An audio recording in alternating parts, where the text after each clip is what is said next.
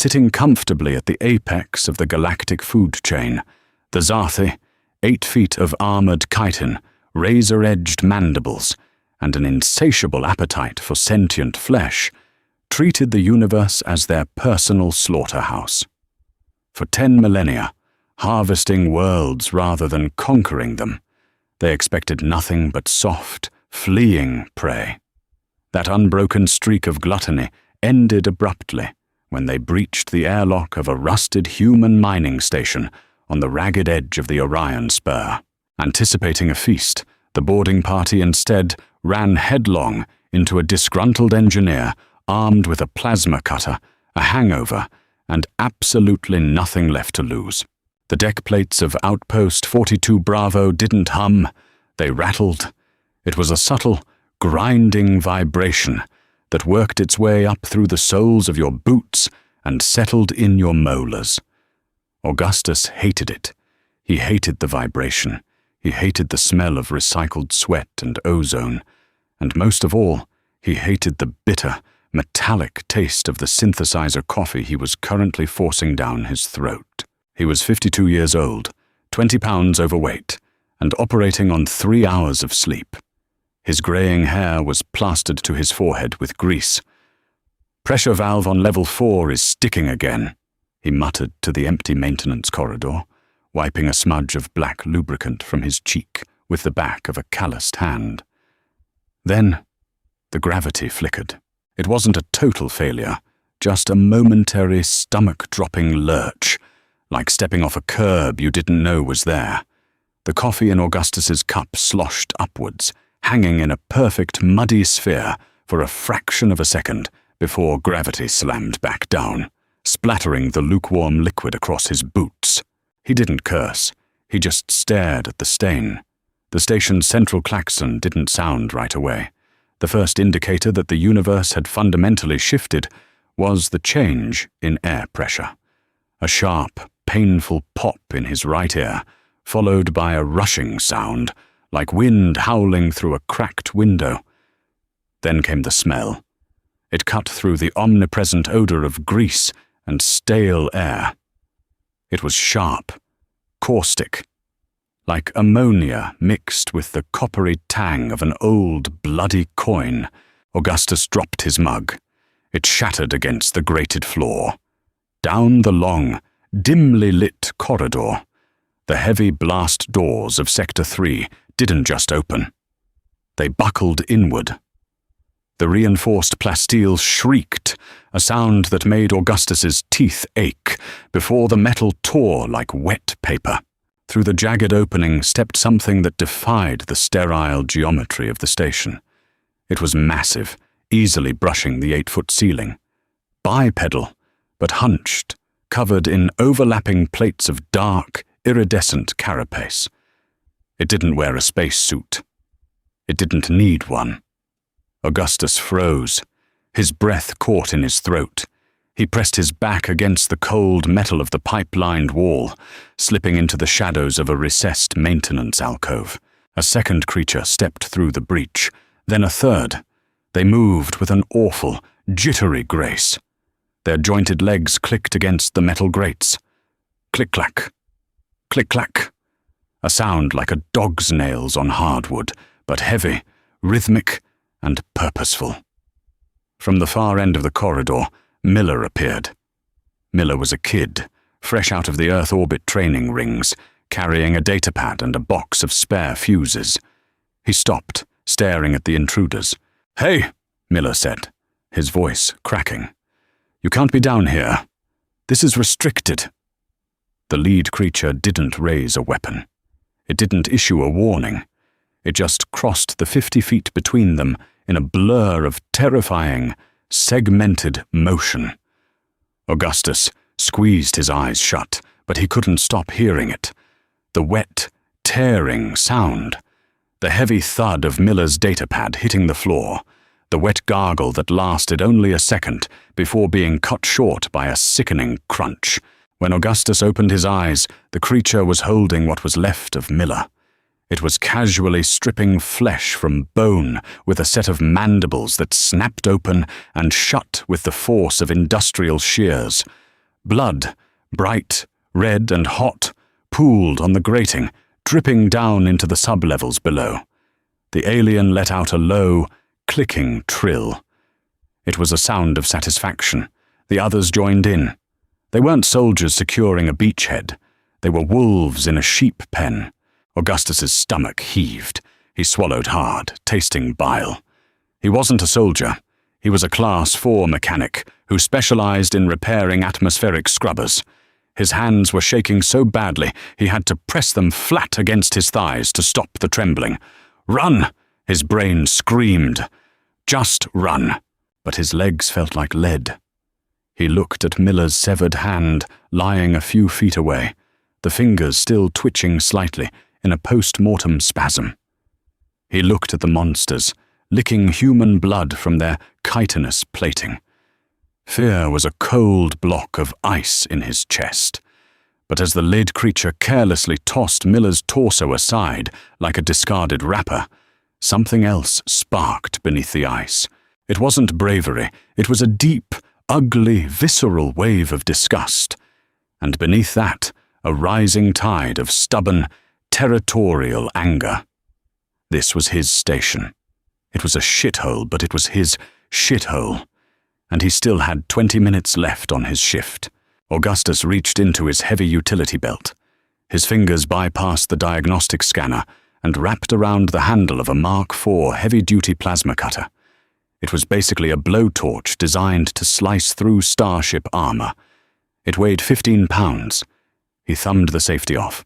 The ventilation shafts on Outpost 42 Bravo were not designed for human comfort.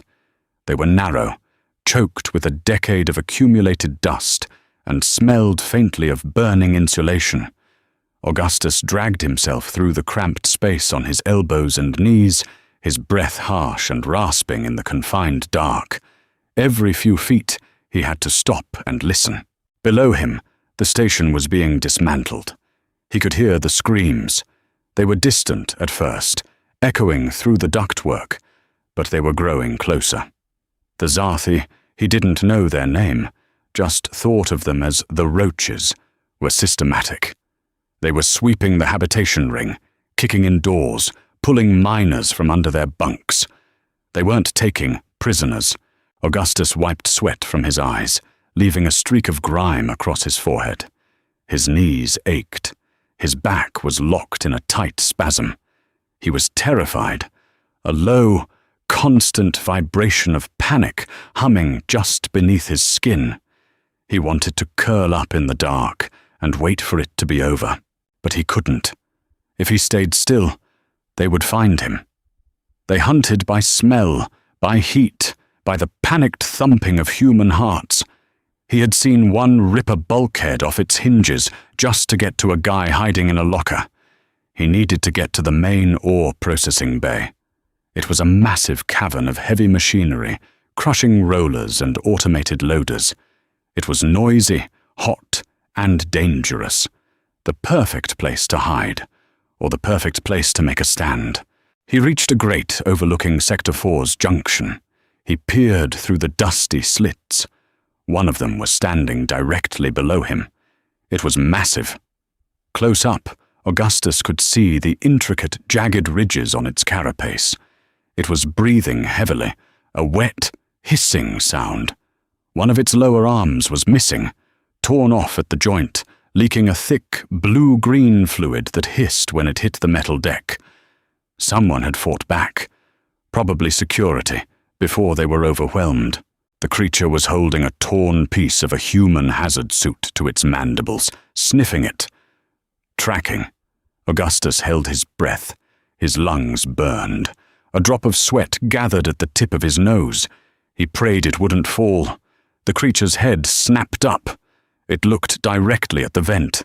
Its eyes were clusters of black, multifaceted orbs. There was no soul in them, no empathy, just the cold, calculating geometry of a predator assessing meat. It shrieked, a high, grating sound that vibrated in Augustus's skull and lunged upward. The grate shattered inward before Augustus could scramble backward. A massive, scythe-like claw punched through the thin metal of the vent, missing Augustus's face by an inch. The metal tore, the structural supports groaning as the alien grabbed the edges of the opening and tried to rip the ceiling down to get to him. Augustus didn't think.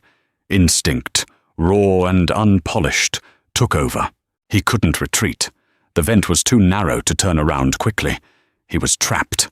With a guttural yell that sounded more like a panicked animal than a man, Augustus thrust the heavy plasma cutter forward. He didn't aim for a weak spot. He just jammed the heavy tungsten nozzle directly into the cluster of black eyes peering through the ruined grate, and squeezed the trigger. The cutter roared to life. It wasn't a laser.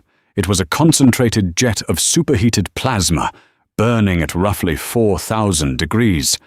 The beam punched into the alien's face. The smell was instantaneous and horrific.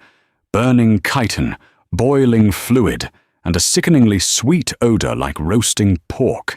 The creature thrashed, a violent, chaotic convulsion. Its claw tore wildly at the vent, slashing Augustus's left forearm.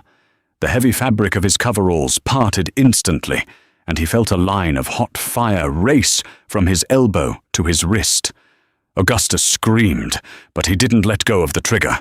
He leaned his entire body weight into the tool, grinding the burning nozzle deeper into the alien's skull as it thrashed. He was crying, tears of pain and sheer, overwhelming terror blurring his vision.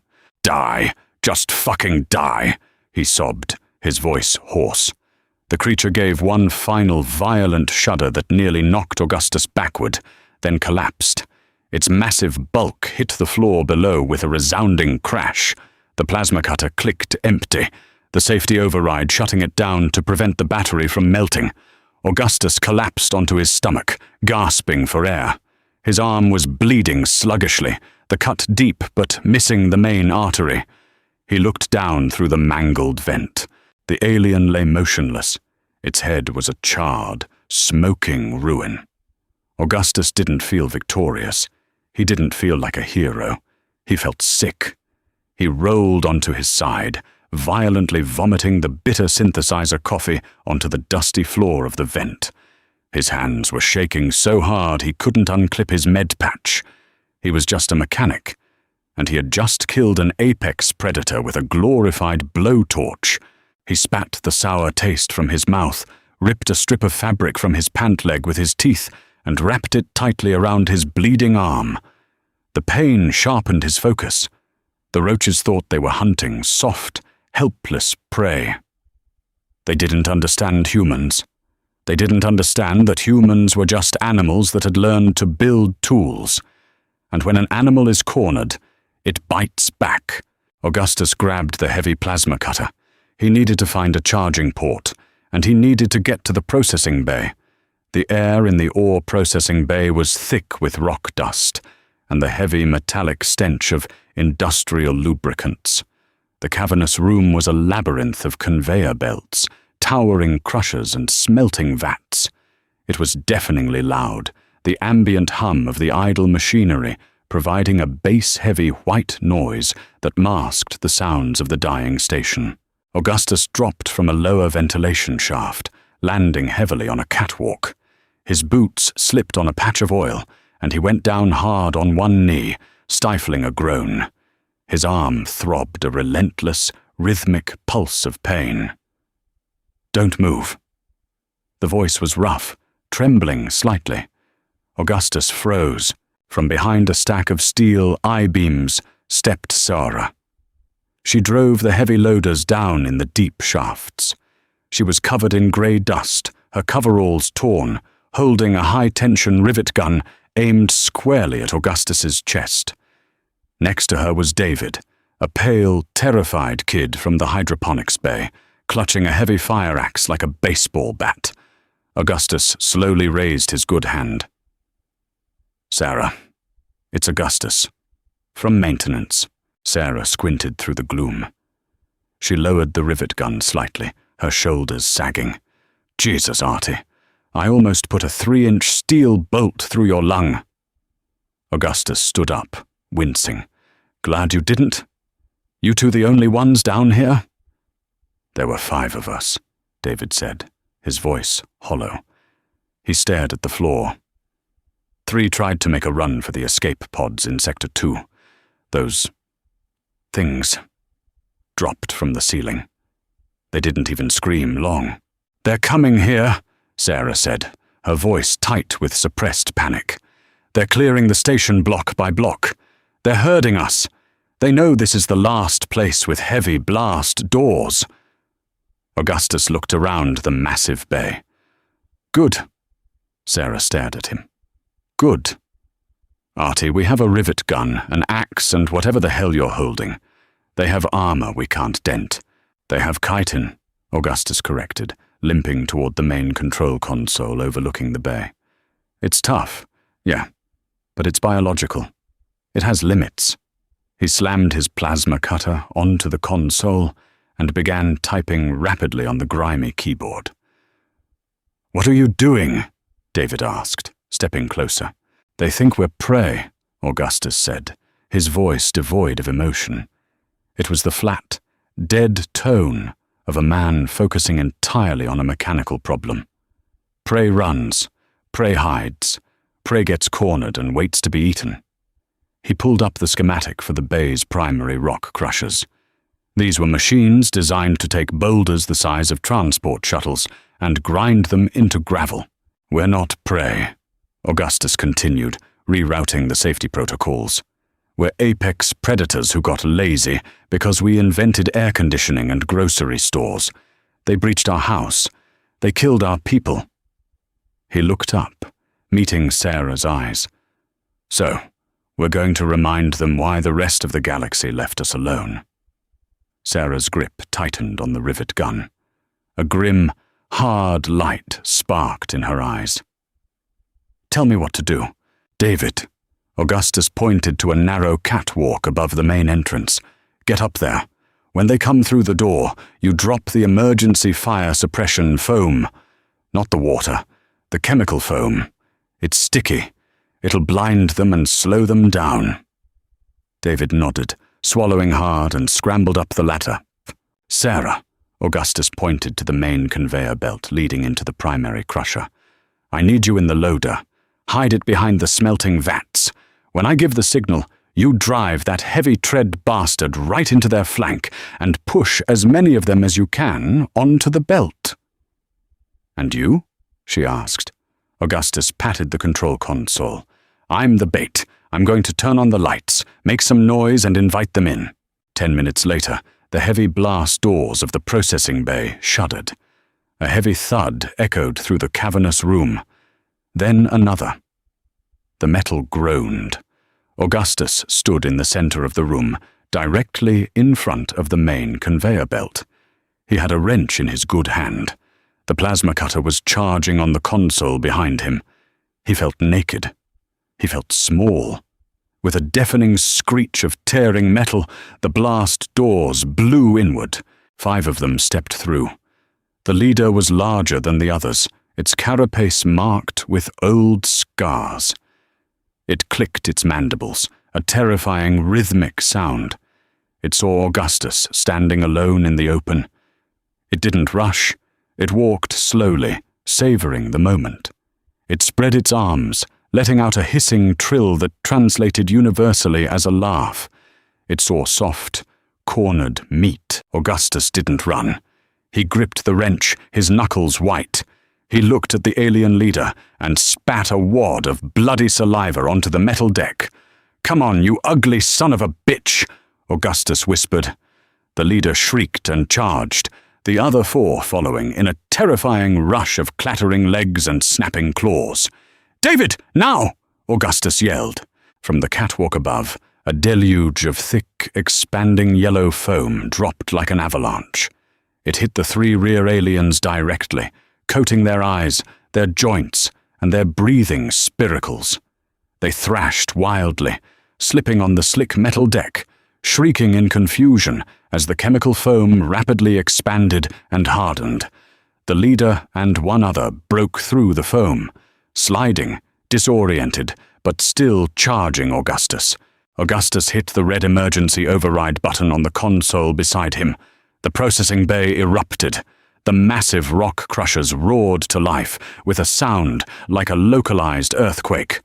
The conveyor belt beneath the alien's feet violently jerked into motion, moving backward at 30 miles an hour. The second alien lost its footing, crashing hard onto the moving belt. Before it could right itself, the belt carried it backward, straight into the grinding, spinning tungsten teeth of the primary crusher. The alien shrieked, a sound of pure, unadulterated agony as its armored legs were caught and pulled downward. The chitin, tough enough to deflect small arms fire, shattered like glass under the millions of pounds of hydraulic pressure.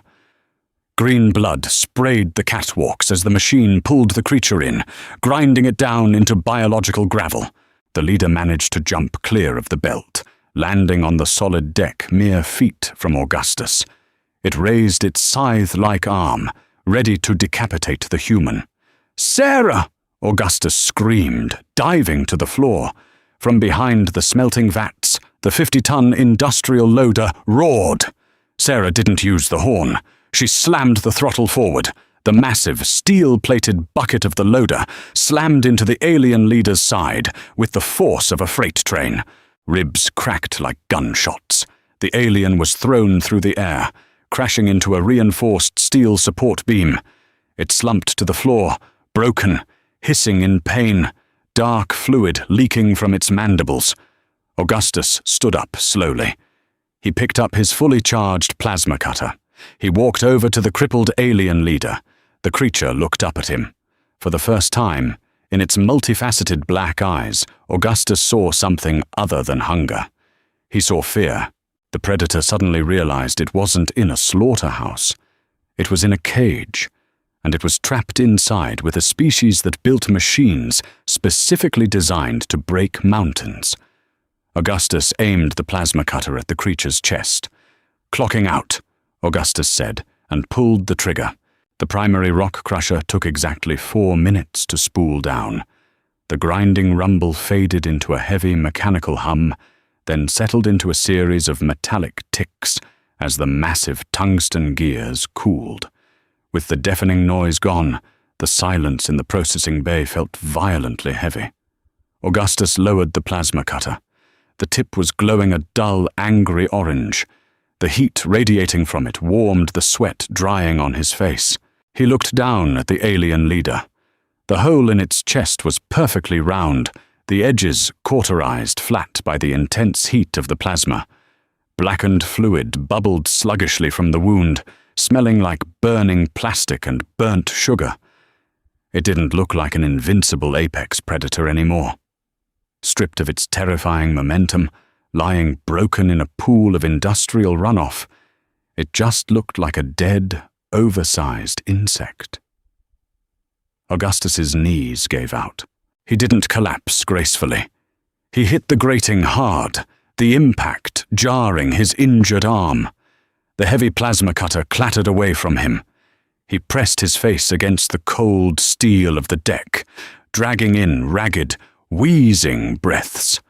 The adrenaline that had kept him upright was evaporating, leaving behind a cold, shivering hollow in his chest. His heart hammered against his ribs, so hard it felt like a physical bruising. A heavy thud echoed nearby as Sarah dropped from the cab of the industrial loader. Her heavy boots crunched on the shattered remnants of alien carapace. She walked over to Augustus, her breathing shallow and fast. She didn't say anything. She just stood there, staring at the ruined corpse of the creature she had just rammed with a 50-ton machine. Her hands, gripping the high-tension rivet gun, were shaking so violently that the metal casing of the tool rattled against her knuckles. "Jesus!" David's voice drifted down from the catwalk. It was a thin, reedy sound. He slowly descended the ladder, his boots slipping slightly. He still held the fire axe, but it hung uselessly by his side. He reached the bottom and stared at the mess of yellow chemical foam and the 2 immobilized aliens trapped within it.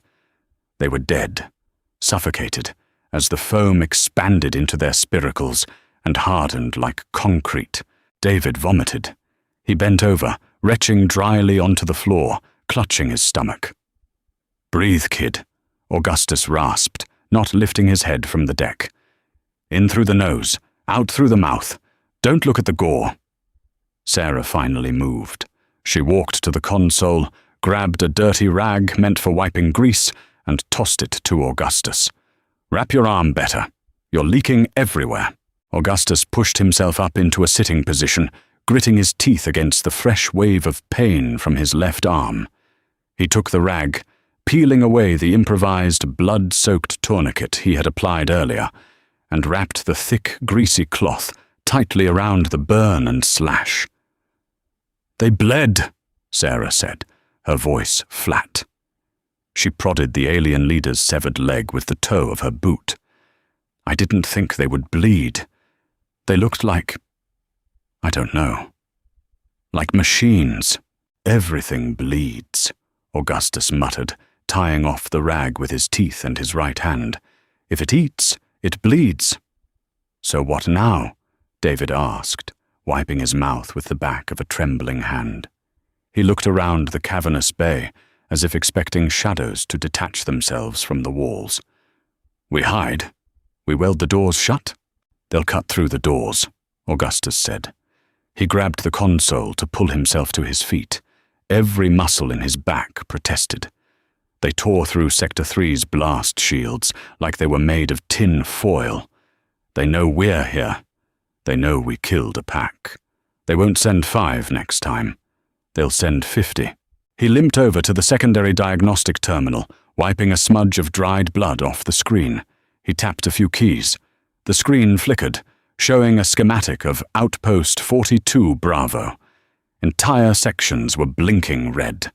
Life support was failing in the habitation rings. "We need to send a distress beacon," Augustus said, his eyes scanning the failing systems. The automated distress ping didn't trigger. They must have severed the main trunk lines when they breached. "Comspire is on the other side of the station," Sarah said, stepping up beside him. "Past the mess hall, past medical. It's a mile of open corridors."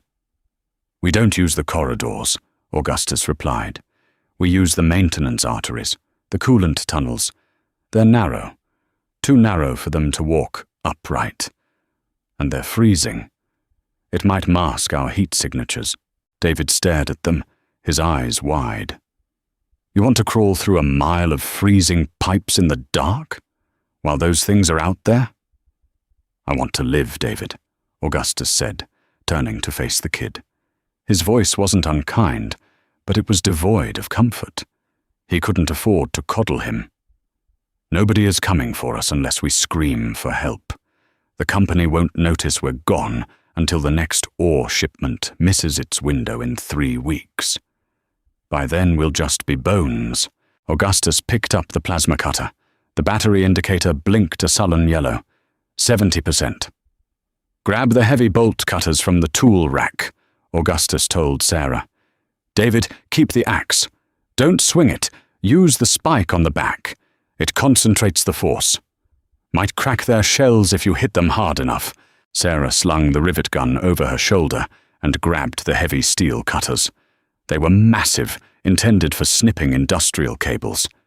"Let's move, before the smell of roasted bug brings the rest of the hive." The coolant tunnel was a sensory nightmare. It was 3 feet wide, 4 feet high, and lined with thick, frost-covered pipes carrying liquid nitrogen to the station's primary servers. The air was frigid, biting at Augustus's exposed face and numbing his fingers. Every breath plumed in a cloud of white vapor. The darkness was absolute, save for the weak, sickly green glow of the emergency chem lights Augustus had snapped and hung from his belt. They moved in a single-file line. Augustus took point, dragging the heavy plasma cutter. Sarah followed, her breathing steady and rhythmic. David brought up the rear, his teeth chattering audibly, the metal head of the fire axe occasionally scraping against the pipe walls. Scrape. Clink. "Watch the axe, kid," Augustus hissed over his shoulder. The sound felt deafening in the confined space. "I'm trying," David whispered back, his voice trembling. "My hands are numb." The cold was seeping into Augustus's bones, aggravating the deep ache in his joints. His left arm was a dull, persistent throb. He focused on the physical sensations to keep the fear at bay. The rough texture of the grating beneath his knees, the sharp smell of ozone from the plasma cutter, the metallic taste of adrenaline that still coated the back of his throat. They crawled for what felt like hours, though Augustus knew it was only 40 minutes. Above them, the station was dying. Occasionally, they heard heavy, muffled thuds vibrating through the deck plates, the sound of the Zati dismantling bulkheads. They reached a junction box beneath Sector 2. Augustus held up a fist. The group stopped. Above them was a maintenance hatch leading up to the station's medical bay. Fluid was dripping through the grate. It wasn't water. It was thick, dark, and carried the heavy, unmistakable stench of copper and voided bowels. Augustus closed his eyes. "Don't look up," he told himself. "Just keep moving." "Artie," Sarah whispered, her voice tight. "Look." Augustus opened his eyes and peered through the grate. The medical bay was bathed in the flickering red glow of emergency lighting. The room had been turned inside out. Medical beds were crushed. Cabinets were ripped from the walls, and in the center of the room, one of the roaches was feeding. It was a solitary creature, smaller than the leader they had killed, its carapace a lighter shade of iridescent purple. It was crouched over the remains of Dr. Hayes. Augustus recognized the doctor's torn white lab coat. The creature was meticulous. It wasn't in a frenzy.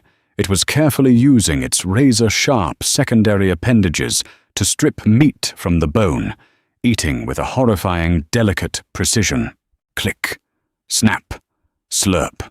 The sound turned Augustus's stomach to ice. He looked back at Sarah. She was staring at the grate, her jaw clamped so tight the muscles bulged.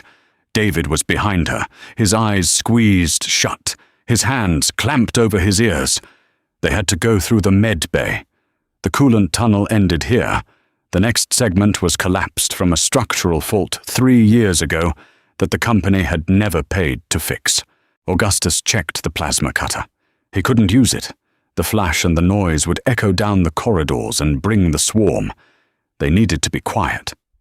He gestured to Sarah, pointing at her rivet gun, then drew a finger across his own throat. Sarah nodded grimly. She checked the pressure gauge on the heavy pneumatic tool. Augustus slowly reached up and unlatched the grate. He pushed it open, wincing as the hinges let out a microscopic squeak. The alien didn't stop eating. Augustus pulled himself up into the room, sliding across the bloody floor tiles. He stayed low, putting a heavy, overturned surgical table between himself and the creature. Sarah followed, moving with a surprising, fluid grace for someone in heavy coveralls. David was last. He pulled himself up, his boots slipping on the slick floor. His knee hit the metal edge of the hatch. It wasn't a loud sound, just a dull clunk. But in the quiet of the morgue-like room, it was enough. The alien stopped eating. Its head snapped up, the mandibles dripping with dark blood. The multifaceted eyes locked onto David. It didn't shriek. It just dropped the scrap of meat it was holding and unfolded its massive frame, its segmented legs clicking against the tiles. It lunged. "Sarah!" Augustus yelled, abandoning stealth. Sarah stepped out from behind the surgical table, raising the heavy rivet gun. She didn't aim for the armored head. She aimed for the softer, jointed tissue where the creature's lower legs connected to its thorax. Thunk, thunk, thunk. The pneumatic gun recoiled violently in her hands. 3 6-inch steel industrial rivets, driven by 200 pounds of atmospheric pressure, punched into the alien's leg joints. The creature hissed in sudden pain, its momentum breaking. One of its legs collapsed, pinning it to the floor for a fraction of a second. But it was fast. impossibly fast. It twisted, lashing out with a scythe-like arm, backhanding Sarah across the chest. The blow picked her up off her feet and threw her into a wall of medical cabinets with a sickening crash of breaking glass and crumpled steel. The alien turned its attention back to David, who was frozen in terror, the fire axe dangling from his limp grip. Augustus charged. He didn't have a weapon drawn. He just lowered his shoulder and drove his entire body weight into the alien's side, tackling it like a linebacker.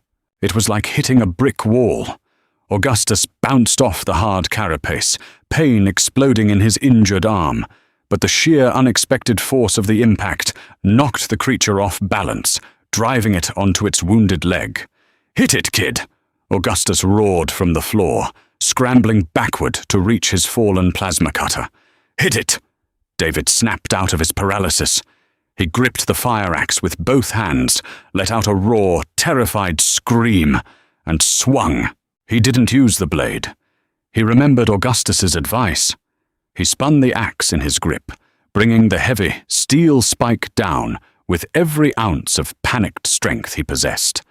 The spike struck the alien squarely at the base of its neck, right where the heavy armor plates met.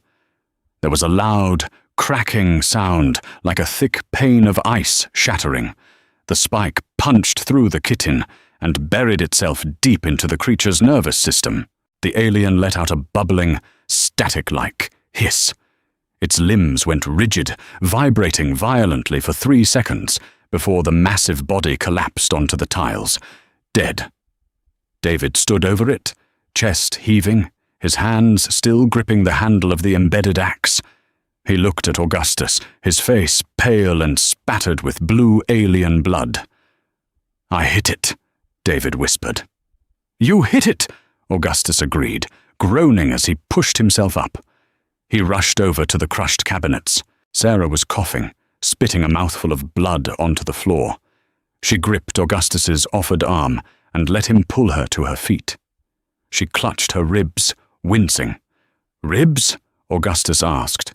"2, maybe 3 broken," she rasped, leaning heavily against the wall. "Bastard hits hard." "Can you walk?" "I can walk," she said, her eyes flashing with a stubborn, angry fire. She picked up her rivet gun. "Let's get to comms. I want to call down an orbital strike on this whole damn sector." The primary communications array was housed in a massive, cylindrical tower at the apex of the station. To get there, they had to ascend the central stairwell, a spiraling metal staircase that wrapped around the main fiber-optic trunk line. It was no longer just a stairwell. It had been transformed. As Augustus cautiously pushed open the heavy access door at the base of the spire, the smell hit him like a physical blow. It was thick, suffocating, and reeked of ammonia, rotting meat, and something sickly sweet, like decaying fruit. The air was unnervingly hot, humid enough to make Augustus's clothes stick to his skin. He shined his flashlight upward. The walls of the stairwell were coated in a thick, translucent resin. It looked like hardened amber, slick and wet in the harsh glare of the beam. Embedded within the resin were chunks of metal, torn hazard suits, and things Augustus purposefully forced his brain not to identify. "They're nesting," Sarah whispered behind him, her voice tight with disgust. "They're turning the station into a hive. The servers generate the most heat," Augustus said, his voice barely audible. "They brought their dead here. And our dead." "Do we go back?" David asked. "There's nowhere to go back to," Augustus said. "The terminal is at the top. We move quiet. No flashlights. Keep your hands on the rail." He killed the light. The darkness returned, oppressive and heavy. They climbed. Every step was a calculated risk. The metal grating of the stairs was slick with the alien resin. The ambient heat grew more intense the higher they went, the air thick and difficult to breathe. Augustus could hear the massive server cooling fans laboring above them, struggling against the foreign material, clogging the vents, and he heard something else. a low, rhythmic clicking. It wasn't the sound of an alien walking. It was a soft, wet sound, like thousands of tiny crabs moving over wet stones. They reached the top landing. The door to the server room had been ripped completely off its hinges. Augustus peered around the doorframe. The server room was a vast, circular chamber, lined with towering banks of supercomputers. The emergency lights here were functioning, casting long, stark shadows across the room. In the center of the room, clinging to the main transmission console, were 3 roaches. But they weren't warriors. They were smaller, thinner, their carapaces a pale, sickly white. They were regurgitating a thick, glowing paste onto the server banks, tending to the nest. Augustus felt a grim sense of satisfaction. Not warriors, drones. "Sarah," Augustus whispered, "the terminal is right there. I need 2 minutes to bypass the lockdown and send the burst transmission." Sarah nodded, clutching her ribs. "We'll keep them off you." Augustus didn't hesitate. He stepped into the room, raising the heavy plasma cutter. He didn't have time for stealth anymore. He squeezed the trigger. The beam of superheated plasma lit up the room like a miniature sun. It struck the nearest drone in the center of mass. The creature didn't even have time to shriek. It simply boiled outward, its thin carapace rupturing as the plasma vaporized its internal fluids. The other 2 drones dropped from the console, hissing in alarm, and scrambled toward Augustus with terrifying speed. Sarah stepped into the doorway, the rivet gun bucking in her hands. She bracketed the second drone, driving 2 heavy steel bolts through its skull. It crumpled, sliding across the floor in a smear of its own fluids. The third drone leaped, clearing the distance in a single bound, aiming straight for Augustus. David swung the fire axe, stepping into the creature's path. He didn't hit it cleanly, but the heavy steel handle of the axe caught the drone in the midsection, knocking it out of the air. It hit the floor, thrashing, right at Augustus's feet. Augustus stomped his heavy, steel-toed work boot down on the drone's head, pinning it to the deck, and fired the plasma cutter point-blank into its thorax. The room fell silent, save for the hum of the servers. "Keep the door covered," Augustus barked, tossing the cutter aside and dropping into the operator's chair. He practically assaulted the keyboard. His fingers, stiff with cold and slick with blood, danced across the keys. System override. Security protocol Delta. Initiate wideband burst. "What are you sending?" Sarah asked, leaning against the doorframe, watching the dark stairwell. "Everything," Augustus grunted, bypassing a firewall. "Security feeds, audio logs, internal sensor data. I'm not sending a save us message. I'm sending an autopsy report. I'm sending the galaxy exactly what these things look like, how fast they move, and what it takes to crack their shells." He hit the final execution command. The massive transmitter on the roof of the spire engaged. The sound was a deep, resonant hum that vibrated through the floorboards, a massive surge of power funneling into the void of space. "Transmission sent," Augustus breathed, sinking back into the chair. He felt a sudden, overwhelming wave of exhaustion. Then the console lit up with a warning. "Power surge detected. Localized anomaly." Augustus frowned. He checked the readouts. The transmission hadn't just gone out into space.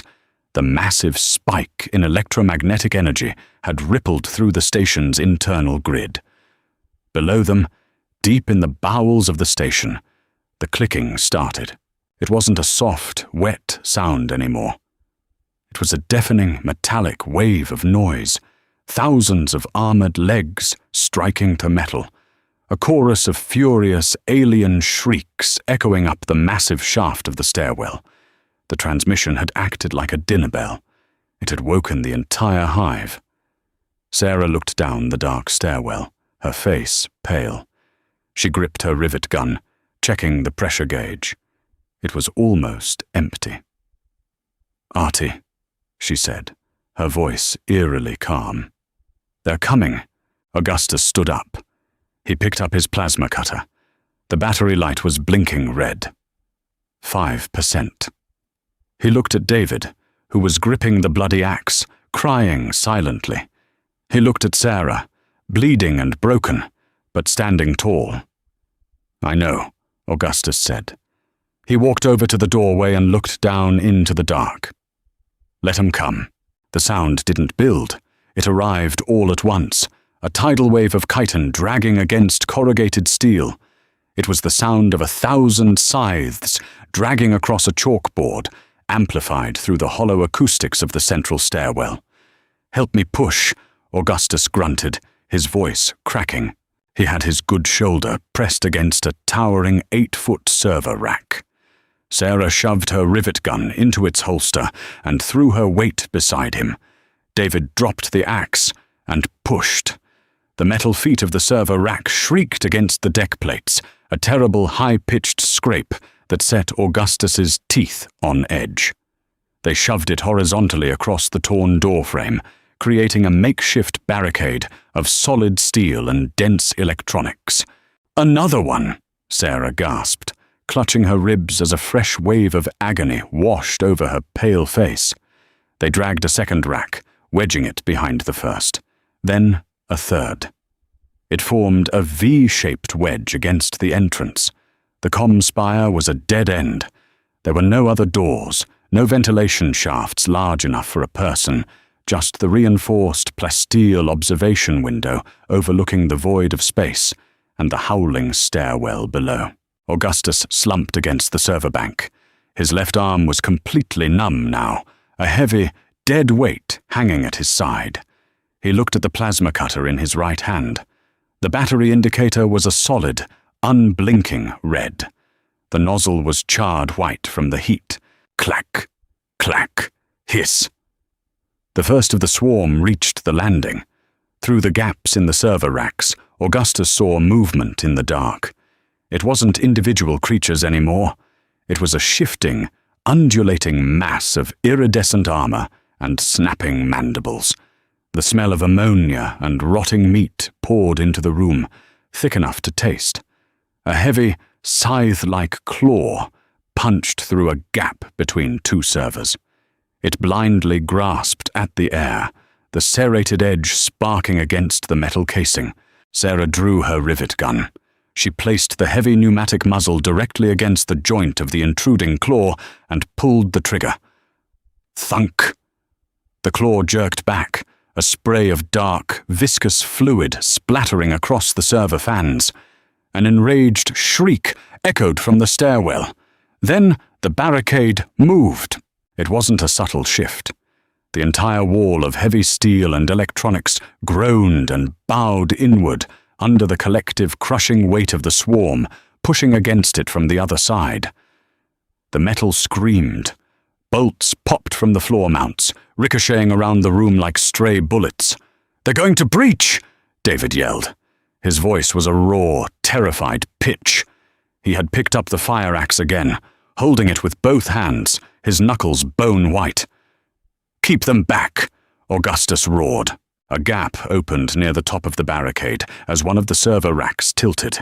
An alien head squeezed through, its multifaceted black eyes locking onto David. Its mandibles snapped, clicking furiously as it tried to force its armored shoulders through the tight space. Augustus stepped up, jammed the nozzle of the plasma cutter directly into the creature's open mouth, and pulled the trigger. The tool whined, a pathetic, straining sound. A sputtering, unstable jet of plasma ignited for half a second. It wasn't enough to kill, but the superheated burst scorched the inside of the creature's throat. It shrieked, thrashing violently backward, tearing its own carapace on the jagged metal of the servers as it retreated. The plasma cutter died. The hum faded. The tool was just 15 pounds of useless tungsten and plastic. Augustus dropped it. "I'm out!" Sarah yelled over the din. She tossed the empty rivet gun aside. She drew a heavy, flathead screwdriver from her thigh pocket. It was a pathetic weapon, but she held it like a dagger, her eyes wide and feral. The barricade bowed another inch. The gap at the top widened. 3 more creatures began clawing their way over the top of the servers, their many legs finding purchase on the thick bundles of fiber-optic cables. David swung the axe. He buried the spike into the face of the first one over the top, but the sheer momentum of the creature tore the axe from his hands. The alien fell into the room, landing heavily on the deck, thrashing blindly with the heavy steel handle protruding from its skull. The second creature lunged. It bypassed Augustus entirely, tackling Sarah. They hit the floor in a tangle of limbs. The alien's lower legs pinned Sarah's thighs, its mandibles snapping inches from her face. She screamed, driving the heavy screwdriver up under the creature's chin plate, burying it to the plastic handle. The alien hissed, raining thick, hot blood down onto her chest. But it didn't die. Its heavy serrated claw raised high, preparing to decapitate her. Augustus threw himself forward. He didn't have a weapon. He had a heavy, steel-toed work boot. He kicked the creature in the side of its head, with every ounce of kinetic force his heavy, tired body could generate. The impact jarred Augustus's spine. The alien's head snapped sideways, the killing blow missing Sarah's neck and burying itself deep into the metal floor grating. Before Augustus could recover his balance, the third alien was on him. It hit him like a speeding truck. Augustus felt ribs crack. He was thrown backward, sliding across the slick deck, slamming hard against the reinforced plasteel of the observation window. The breath was knocked from his lungs in a violently painful rush. He opened his eyes. The alien was stalking toward him. Behind it, the barricade was giving way. The servers were tumbling. The swarm was pouring into the room like a flood of dark, jagged water. Augustus tasted copper.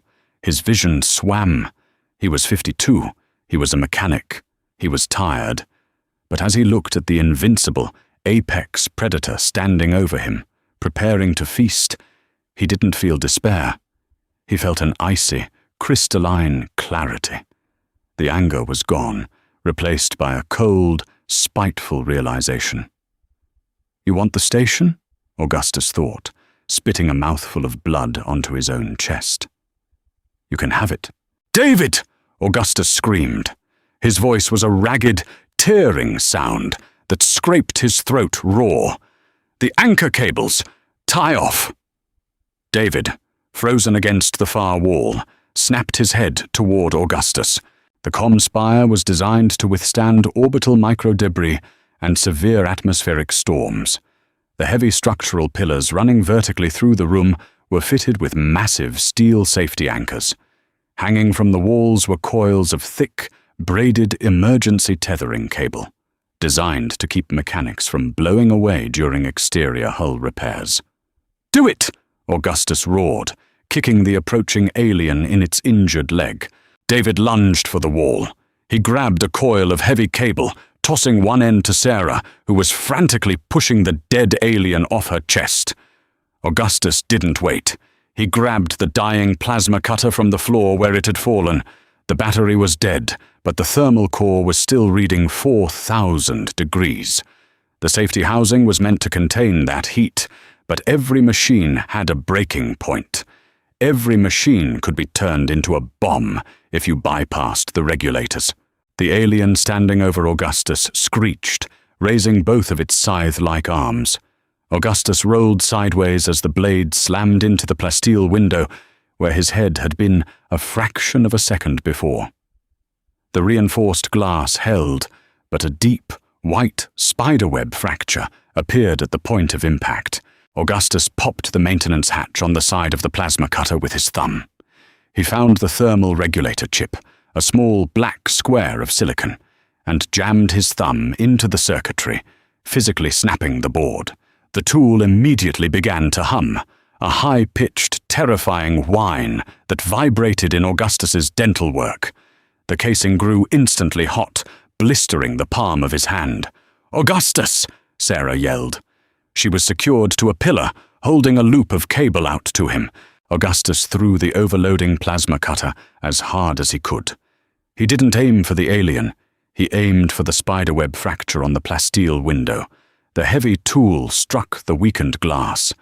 Augustus dove across the room, sliding on his stomach through the slick blue blood coating the floor. He grabbed the loop of cable Sarah held out, thrust his arm through it, and wrapped it frantically around his waist, snapping the heavy carabiner onto his utility belt. "Brace!" Augustus screamed, burying his face into his arms. The plasma cutter detonated. It wasn't a fiery explosion. It was a concussive shock wave of expanding thermal energy. The superheated core flashed outward, hitting the compromised plasteel window with the force of an artillery shell. The window shattered. Physics is a violent, unforgiving master. The comm spire was pressurized to standard Earth atmosphere. Outside was the absolute, silent vacuum of space. The pressure differential didn't just equalize, it equalized violently. The sound of the explosion was immediately swallowed by a deafening, physical roar. It sounded like the world was being torn inside out. The atmosphere in the room evacuated instantly. Everything not bolted to the deck was sucked toward the jagged, gaping hole in the hull. The temperature plummeted from 80 degrees to absolute zero in the span of a heartbeat. Augustus's ears popped with agonizing force. The breath was violently sucked from his lungs. His blood felt like it was boiling beneath his skin.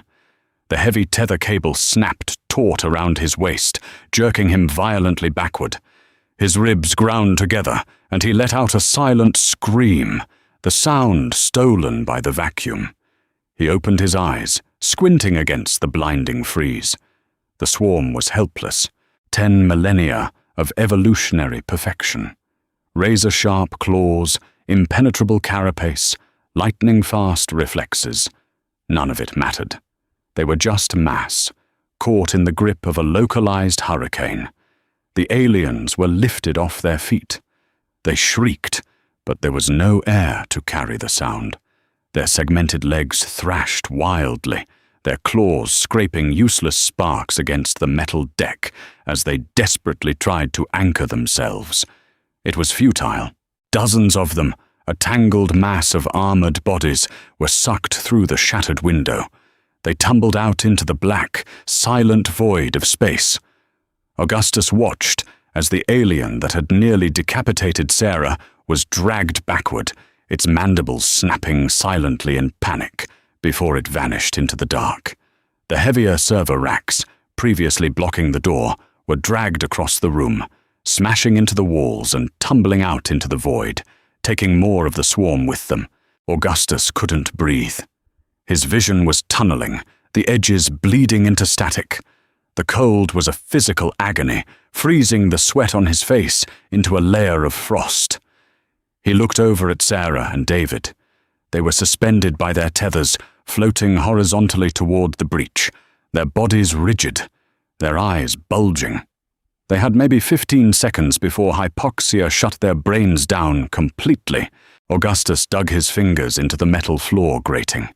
He ignored the agonizing pain in his left arm, hauling himself hand over hand down the tether cable, pulling himself against the explosive draft toward the master control console. It was 5 feet away. It felt like 5 miles. Every muscle in his body screamed. The lack of oxygen was making his brain fire erratic, panic-induced signals. Sleep. Just sleep.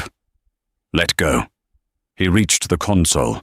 His fingers were numb, stiff blocks of ice. He slammed his fist onto the emergency bulkhead release. Nothing happened. He hit it again, harder. A heavy, red metal blast shield slammed down from the ceiling, covering the shattered window. The explosive decompression cut off instantly. Gravity returned to normal. Augustus dropped to the deck like a stone. He heard 2 heavy thuds behind him as Sarah and David hit the floor. The room was perfectly, horrifyingly silent. The air was thin, frigid, and smelled of frost and ozone.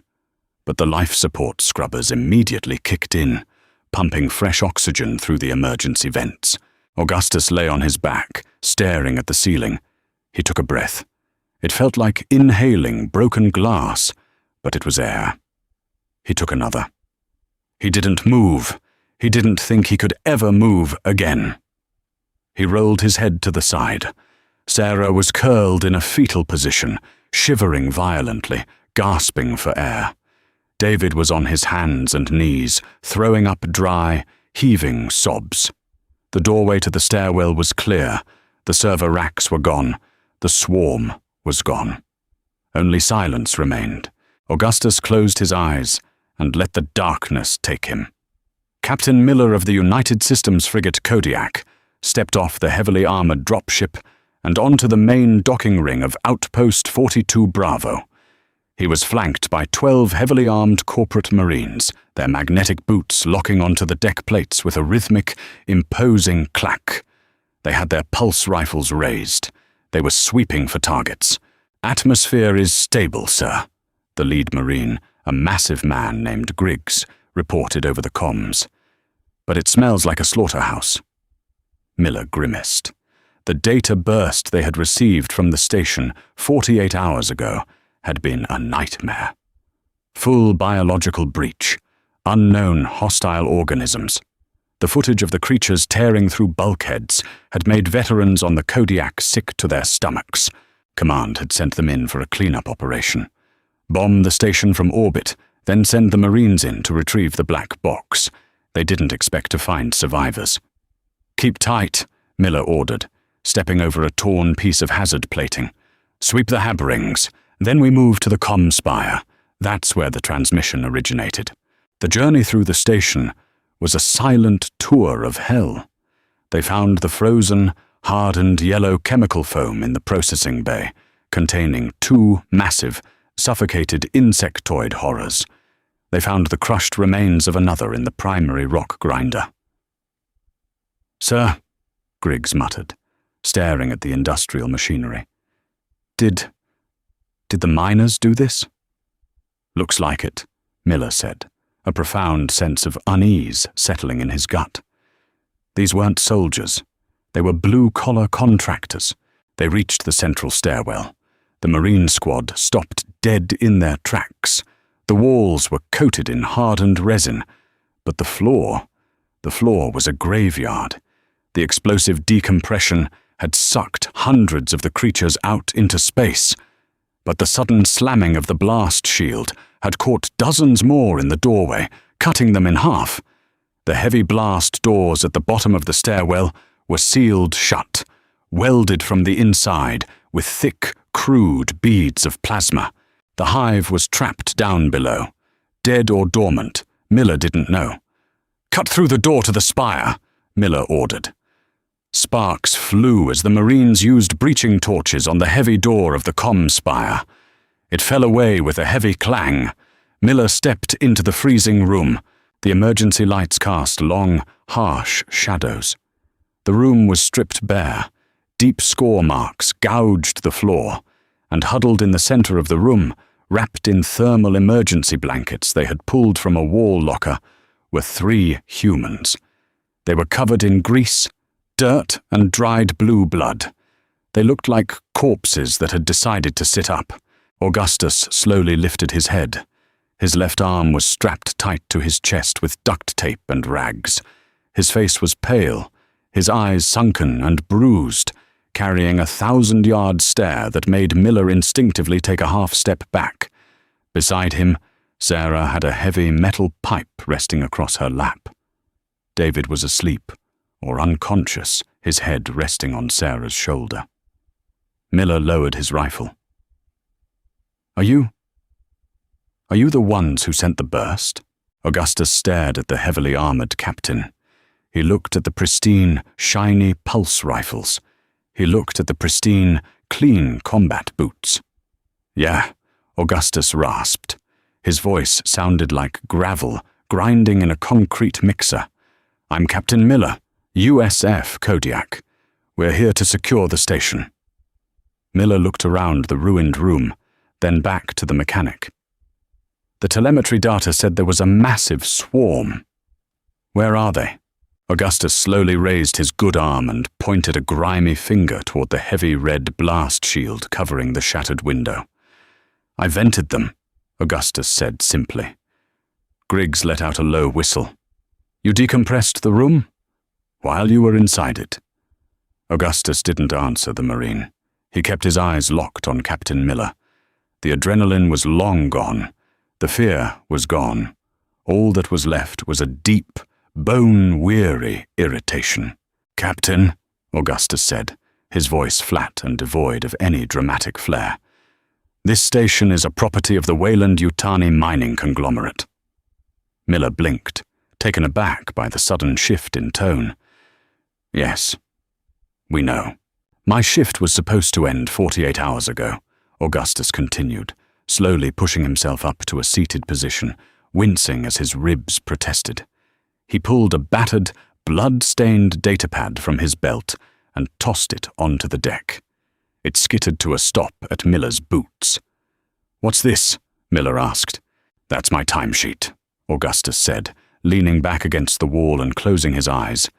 Tell command I'm charging triple overtime, and if the synth coffee machine on your ship is broken, I'm blowing the airlock. The galaxy had a food chain. For 10 millennia, the Zarthi sat at the very top, convinced they were the undisputed masters of the universe. They thought they were invincible. They thought they ruled, but they made a fatal miscalculation. They walked into a human workspace, and they learned, the hard way, that humanity didn't need fangs, or venom, or impenetrable armor to be the most dangerous thing in the dark. They just needed a little bit of spite, and the right tools for the job. If you survived this shift and enjoyed watching humanity turn an apex predator into biological gravel, hit that like button. We don't need impenetrable armor to rule the galaxy, just raw spite and a heavy plasma cutter. Subscribe to the channel and ring the bell so you don't miss our next gritty HFY transmission. Share this video with someone who knows the true value of triple overtime, and drop a comment below letting us know what heavy machinery you would use to clear out an alien hive. Your engagement feeds the algorithm and keeps these raw stories alive. Stay human.